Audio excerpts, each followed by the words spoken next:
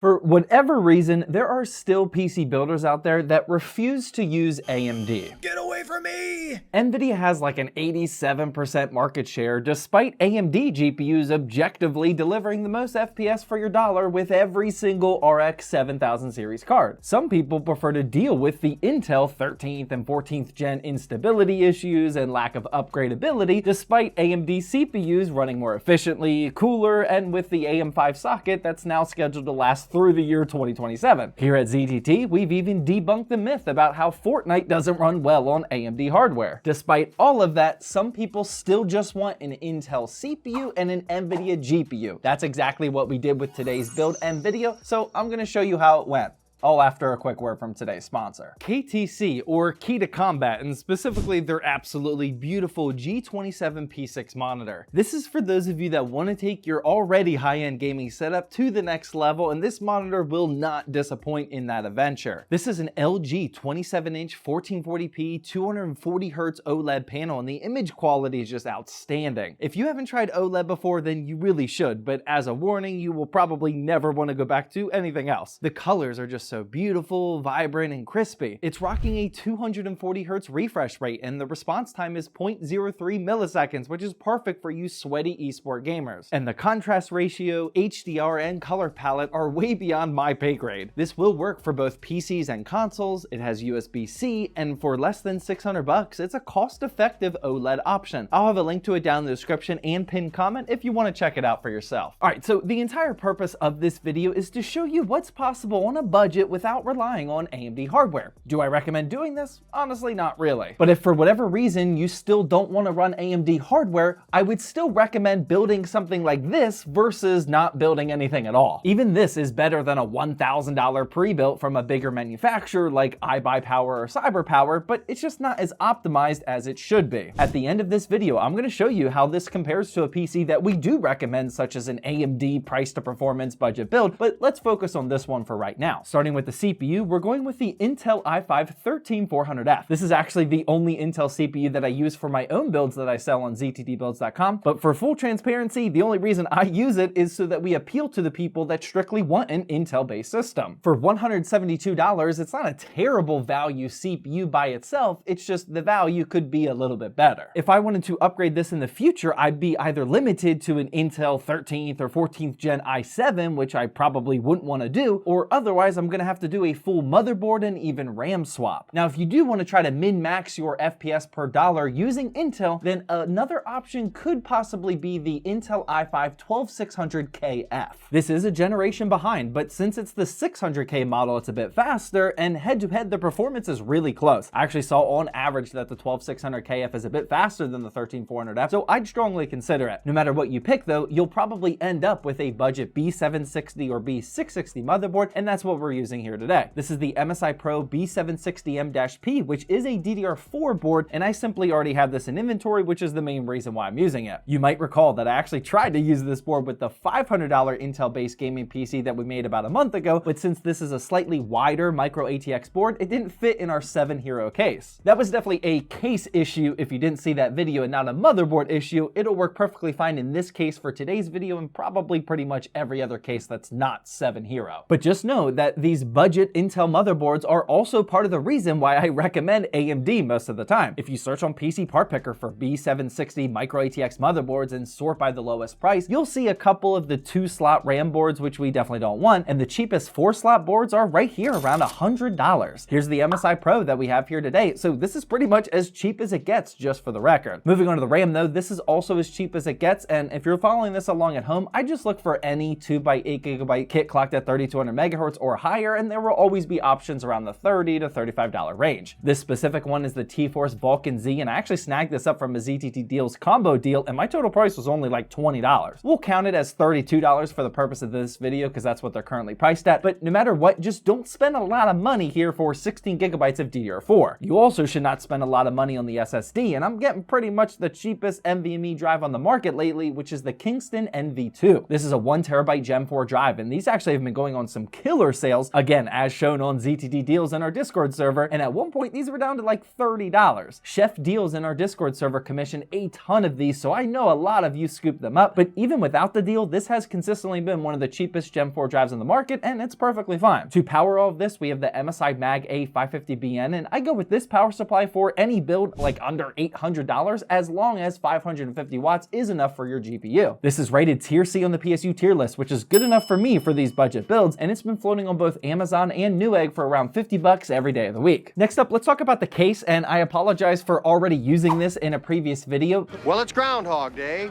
again, but it's just, I love this unique design, and the price isn't terrible. It's the Sama AR01 RGB, and at $87, it's not the cheapest micro ATX option that includes RGB fans, but I do like how it has some unique value. Not only are you getting the meta fish tank look, which almost everybody is after right now, but the way this is shaped makes it look like a more traditional ATX sized build, and I think it looks better in pictures compared to some of the smaller micro ATX cases. This is obviously personal preference, but I do think you can get away with selling builds in here for slightly higher because it at least looks higher end, but let me know down in the comments section if you have any extra opinions on that. And matching all of the RGB fans in here is the Deepcool AG400, but as we just saw in the news last week, I don't know how easy it's going to be for you guys to copy this one. Apparently the US has sanctioned Deepcool for selling products to Russia and fueling the war efforts in Ukraine, but this is majorly out of my wheelhouse and I don't honestly know all of the details. At the time of writing this video, I think it's a bit unclear as to what kind of effect this will have on us PC gamers trying to buy these products here in the US, so we'll have to wait and see. From what I am reading though, there is a chance that US residents buying Deepcool could actually be considered illegal, and I think some stores are starting to remove their products from the shelves already, so definitely do your research on this matter yourself. If there's any further updated information by the time we upload this video, I'll include it down in the description of the video along with the links to every other product that we're talking about. Either way though, there's always multiple sub $30 all black with ARGB coolers that will work. And finally, the last part we have here is the graphics card, and with this being a no AMD but still budget kind of build, we went with the RTX 4060. Now, before you start gasping for air thinking that this build is just going to instantly blow up because we're using a 4060, I've explained before in a YouTube short that the value of this card isn't absolutely terrible these days like it was when it first launched. The price of them has continued to drop more and more, and it's only a few bucks more than the RX 7600, which is what I would have preferred. At $300, only 8GB of VRAM is certainly not its strong suit, but this is the situation that we're in. I didn't want to make this build guide any cheaper with something like an RTX 3050 6GB card, but for around the same price or a little bit cheaper, another alternative to consider would be the RTX 3060 12GB. But here's what the final parts list is looking like for our build with the 4060, and with a couple of deals and the inventory that I already had, I only put like $700 into this build myself, but if you're copying this from scratch and maybe lack the patience, this will run you a bit over $800 total. If you were to use the stock Intel cooler, which would honestly be fine with just a 13400F, and maybe grab a 3060, especially used, this is about a $750 build without an issue. Regardless of how much it costs though, I think us experienced PC builders can already see that we're not going to get the same amount of value with this type of build, especially compared to a properly tuned all AMD system, but let's run the numbers on this system to see for ourselves. First up, we ran Cinebench 2024 stress tests for both the CPU and GPU just to make sure that our temperatures were in check, and as you can see, both components never even got to the 70s. We're perfectly fine in that department. Next up was 3D Mark's benchmarks, and with TimeSpy, which we'll continue to run until somebody tells me to stop, we got a score of 10,687, and for Steel Nomad, which is their newest benchmark, we got a score of 2,224. Again, I am not sure what these scores are supposed to look like yet, since we got a crazy low triple-digit score with the dumpster PC from last week. We're still gathering our data on this one. Moving on to some actual games, we'll start with my current addiction, which is F124, because as most of you know, I'm a freshly new sim racer with all the Moza gear, and when using 1080p and high settings, we've got a very easy 151 average FPS, not too shabby. And yes, I do know that F1 isn't a proper sim rig. You don't need to comment that down below right now. After that, we have Helldivers 2, and in 1080p high, we average 93 FPS, which is honestly pretty solid because this game isn't the easiest of games to run. How many of you just comment F1 isn't a sim racing? I feel like I caught some of you red-handed right there. Next up here, Cyberpunk 2077, and in 1080p, we got a pretty similar 91 average FPS. And of course, we tested Call of Duty Modern Warfare 3, and in 1080p, we could actually pump up to ultra settings, and we got a nice 152 average FPS. Honestly, all of those numbers are perfectly fine, and if you just had this system, you would probably be happy with it, but let's compare the value of, once again, a properly tuned AMD system. The most recent build that would make for a good comp, in my opinion, is the $600 pure performance build from our Aesthetics specs versus performance build guide video a couple of weeks ago. That build had a Ryzen 5 5600 and an RX 7600 in there, and the total cost was just over $600. That's a massive $200 cheaper than the build we have here today if you can't math that up yourself. For 3D Mark's Time Spy, which isn't gaming of course, but still one of the most reliable and consistent benchmarks we can run for head-to-head testing, the $600 build only got just under today's build and lost out by about 3% performance. A 3% boost in performance from this build for an extra $200?